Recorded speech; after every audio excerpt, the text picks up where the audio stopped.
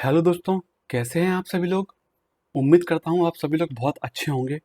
कुमाऊं की इस यात्रा ब्लॉग सीरीज में फिर से एक बार आपका स्वागत है। और आज मैं आपको लेकर चल रहा हूँ अल्मोड़ा से डोल आश्रम की तरफ। अल्मोड़ा से डोल आश्रम जाने का जो रास्ता है उसका गूगल मैप ये आपके सामने उपलब्ध है। एक बार इसको देख लीजिए।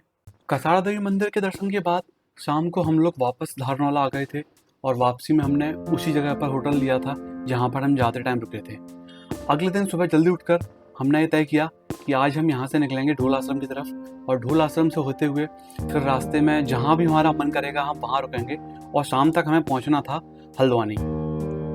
धारनौला से एक सड़क अल्मोड़ा की तरफ और एक रोड जागेश्वर धाम की तरफ जाता है। उसी रोड पर थोड़ा सा आगे बढ़कर एक सीधे हाथ पर रोड मुड़ती है जो कि डोल आश्रम होते हुए हल्द्वानी तक नीचे जाती है। ये रोड वैसे तो सिंगल रोड है मगर यहाँ उस पर नज़ारे बेहद ही खूबसूरत हैं और रोड की हालत भी काफ़ी अच्छी है। तो हम इसी रोड को लेकर आगे बढ़े और चूंकि रास्ते में नज़ारे बहुत ही खूबसूरत थे तो हम बड़े आराम से नज़ारों का आनंद लेते हुए आगे बढ़ रहे थे। चूंकि इस समय ज़्यादातर जंगलों में आग लगी हुई थी और आग के धुएं की वजह से हमें कहीं से भी सही से हिमालय के दर्शन नहीं हो पाए थे। तो मन में एक वो टीस सी रह रही थी कि काश कि हमें हिमालय दर्शन भी हो जाते।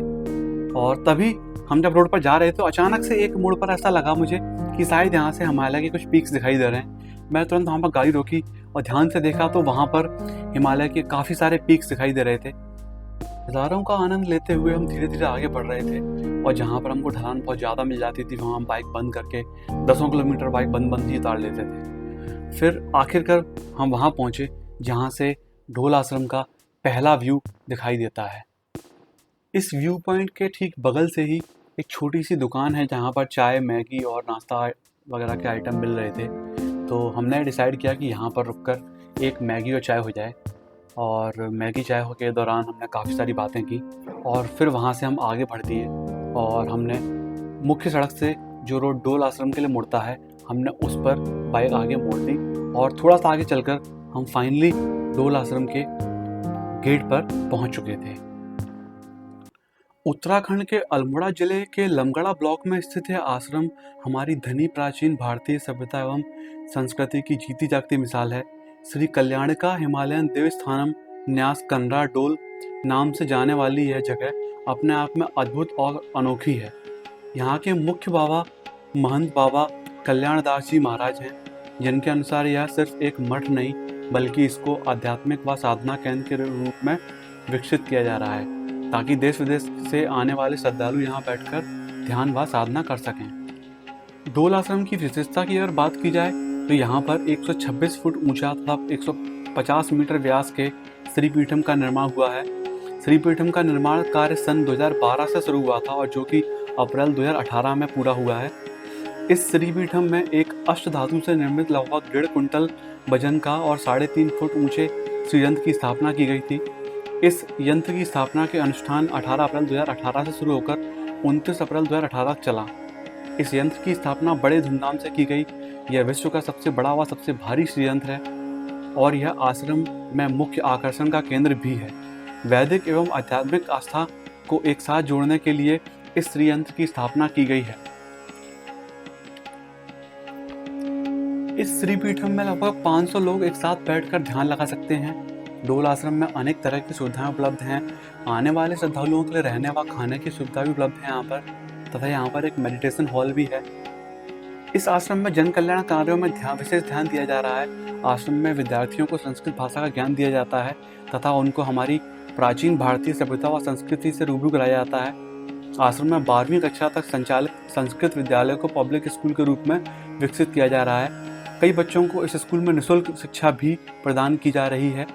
यहाँ पर बच्चों को देव भाषा व हमारी संस्कृति की पहचान संस्कृत भाषा को सिखाने पर विशेष ध्यान दिया जाता है।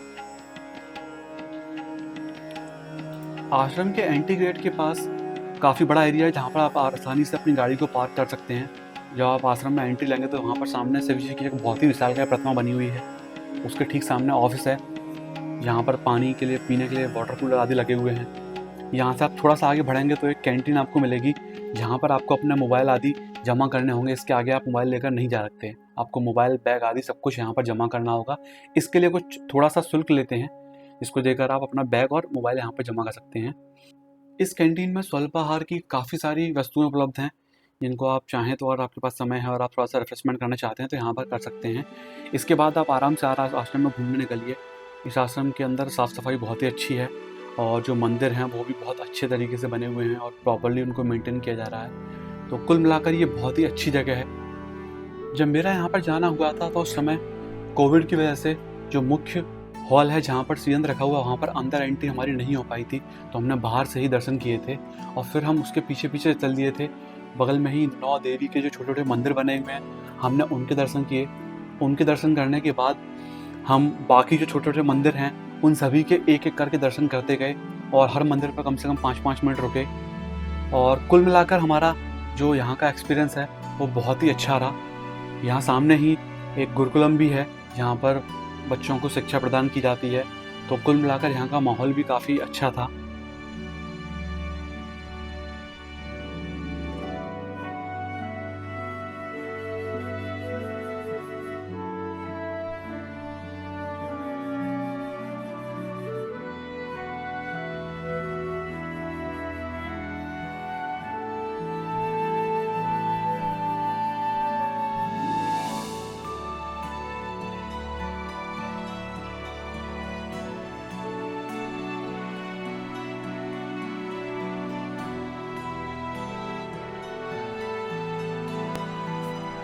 मंदिर के मुख्य द्वार के उल्टी तरफ कुछ सीढ़ियाँ ऊपर की तरफ जाती हैं, जहाँ पर कुछ मंदिर बने हुए हैं और एक यज्ञशाला भी है।